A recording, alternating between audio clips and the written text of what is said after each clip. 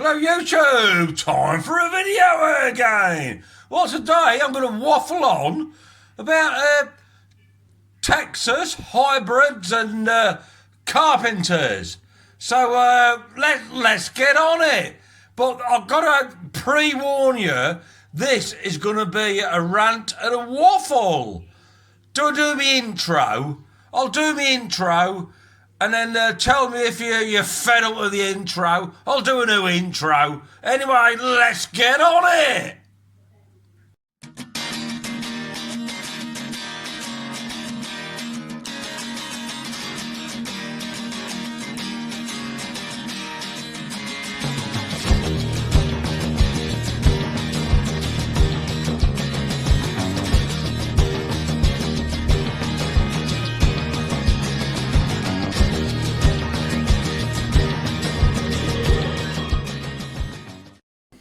Right, what we have here, in my opinion, is one of the most beautiful natural fish in the hobby. The carpinters. Horichis carpinters. This is a Rio Hondo carpinters from Cichlids of the Americas. And if you haven't checked Cichlids of the Americas out, you want to check them out. Because they're top, they breed and collect top quality fish. So like most of these Texas, people call these Texas, but they're not a Texas. This is not a Texas. It's a carpinters. Like, but most of the Texas and carpinters you buy in the hobby these days are not of this quality, I would say, because what I believe. Look at them let's see if I can get that far. Look at all these big, beautiful blue coloration all over the fish. He's an absolute stunner. I had a group of 6. I've just sold some and kept 3 for myself. So this is me male. What I want to keep just as like a specimen quality fish. For a couple of pellets in. Yeah, so this is a Rio Hondo carpinters. A quality fish. So like I just said, what's messed this up is people trying. You got them escondidos and hondos, all these beautiful carpinters have been like selected to try to breed. Red Texas crossed with red mammon parrots and all these parrot fish. Anyway, I'm going to rant on this video is going to be a right old rant. This fish is absolutely gorgeous, but what's happening in the hobby is a lot of hobbyists are trying to breed their own Red Texas, crossing these with red mammons and blood parrots and all the rest of it, which is fair enough. You can have a bit of fun in the hobby. I mean, I love it. I'm not too bothered about hybrids. I've got a flower on, and if you have a top grade, top quality Red Texas, there's nothing more beautiful. But the great big but, you have got to understand as what's gone into breeding that Red Texas. To the normal hobbyist, I think it's out of their capabilities, because you need loads and loads and loads and loads of space and tanks, and most importantly of all, you need to be culling. You've got to cull. The hobby is absolutely flooded out with failed attempts of people trying to breed Red Texas, which is absolutely ruined the true Texas, Sonogatatum, which is nowhere as beautiful as a carpinters, and these carpinters. This ruined the carpinters and the Sonogatatum true Texas, because you cannot get a true. Well, you can if you go to Dan at Cichlids of the Americas. There might be one or two other good collectors out there, Oh, that's a good shot, isn't it? Look at that shot. I just love him. Yeah, so where are we? Yeah, trying to breed these red Texas. If you breed these red Texas, you're going to need thousands and thousands and thousands of gallons, loads and loads and loads and loads and loads of aquariums. What you got to prepare to do is breed these with like I said, the red mammoth and the parrotfish, and then you've got to grow about 200 or 300 fry out, or maybe 500, or possibly even 1,000. So you need to grow them out in massive tanks to grow them out. See which ones peel and fade and change colour and all that sort of stuff, and then breed them second generation, and then another generation.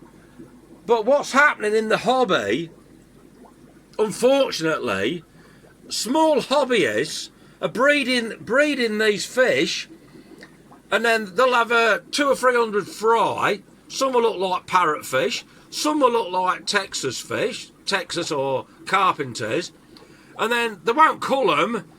What they'll do is sell them on. So basically, it's just flooded the market with garbage, Texas and carpintis. You need massive facilities to have a breeding project which takes decades and decades to get quality fish. So I mean, I must admit, once upon a time I thought about that, but I've only got about 2,000. I've got about 20 tanks, 2,000 gallons in total. Well, I ain't got the space to have a massive project like that. What you got to do is leave it to the people in the Far East, where the climate's warm. You can have ponds in your garden to grow your grow outs. You'll have thousands and thousands of grow outs just to get 2 or 3 quality fish, and then the remainder ones you feed them to the other fish. But what's happening in the hobby, you're getting small hobbyists and breeders having fun, which is fair enough. Like I say, I'd love a quality red Texas. Can't afford one. Cost an arm and a leg. And flower horns. But in reality, I've not got the resources and space to do it. But people with far less space and resources than what I've got see the prices. They see the prices what these can fetch. And then think, I want a bit of that. I want some dollar. I want some money. So they'll cross. That's a piece of cake. The first stage is a piece of cake. They'll cross a carpintis with a parrotfish, a male carpintis and a female parrotfish, and think, yee-haw, yee-haw. I've bred a red Texas. I've bred a red Texas. It ain't like that, mate. I'll tell you now. Because what will happen, you'll get a big percentage turn out like your parrotfish, the mother. You'll get a big percentage turn out like the Texas or carpintis, but not as good as a true one like this. And then you get some turn like the mother, some turn out like the father, and then you'll get thousands of in-betweenies, which are polluting the hobby. Anyway, I've gone on for 7, 8. I'm going to put this on pause and reflect on what I've just waffled on about. I'm talking garbage. Now, it's not garbage in my opinion. In my opinion, it's reality. You cannot buy a good quality carpintis or Cyanoga tartan these days. It's so difficult. You want to check out Cichlids of the Americas for quality fish. Right, I'm back. I've reflected on what I just said.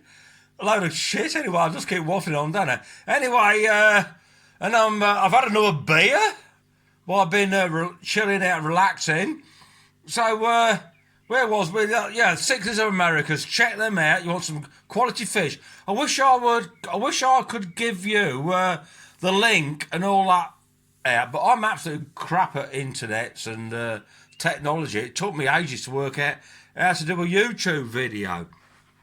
But what I would suggest, look at her, like, she's spawning as I'm waffling on about garbage. Look at all that on that rock, on the bogwood. She does it every 3 to 4 weeks.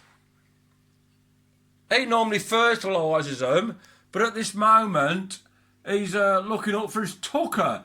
I've got fish tank lights on behind me, so I'm not bothered at the moment. I'm just like trying to do a quick video. I've got fish tank lights on behind me. You probably can see me red dove eyes behind me. Anyway, you do derailed woods. Okay, what was he talking about? Yeah, cichlids of the Americas.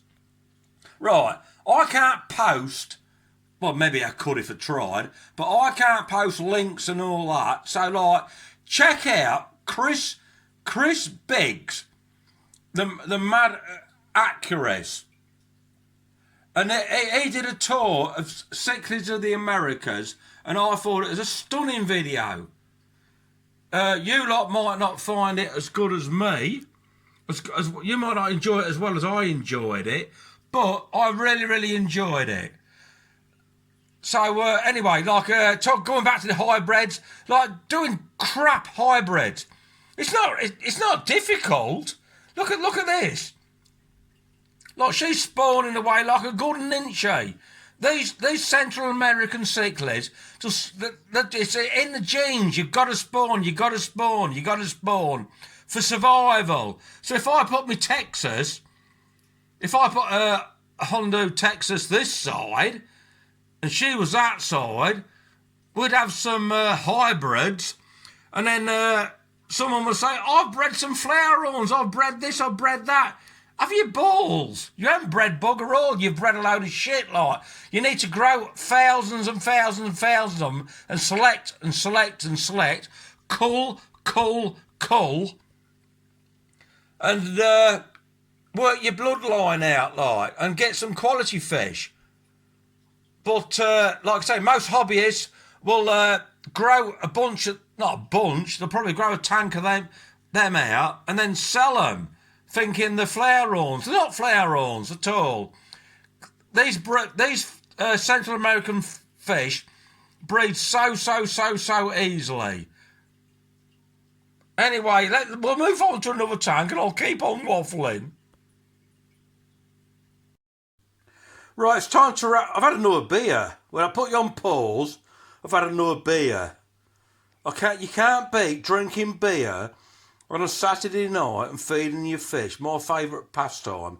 Anyway, what have I been waffling on about? Yeah, like we're talking at hybrids. You ain't got to be an experienced fish keeper to get a hybrid. Not at all. But what you got to be experienced if you want to get quality hybrids. That's the point. So that's why I'm leaving it to the people in the Far East. Look, isn't it funny how these twitch? Oh, look at her, look. She's gorgeous. So, like, they spawn every couple of weeks. No, not a couple of weeks, couple of months. Fry everywhere. It's in there, like, genes. You've got to spread your genes there. You got to reproduce, because, you know, you got to reproduce for success. Anyway, I'm just going. I'm waffling on too much, and like, tell me if I waffled on too much. If anybody's got to this stage of my video, I hold my hat off to you. Anyway, I better wrap it up. Well, I'll do another one. My red dove eyes are coming on nicely, but what I am is a small hobbyist enjoying the hobby. And do you know what? I'm getting glaring here now. Do you know what I really, really pride myself on? Not a lot, because I just waffle on about rubbish like. But what I pride myself on, everything you see on my channel, every single little thing you see on my channel is my fish and my fish only. My fish and my fish only. What sort of thing, channels. I watch a lot of fish videos, but I don't like people like going to people's house, stealing content, going elsewhere and saying, anyway, shut up, Woods, you're waffling on about. Stop slugging people off. You're putting your bollocks on a chopping block. So until next time, happy fish keeping to you, Woods. Stay safe. Ta-ra till next time.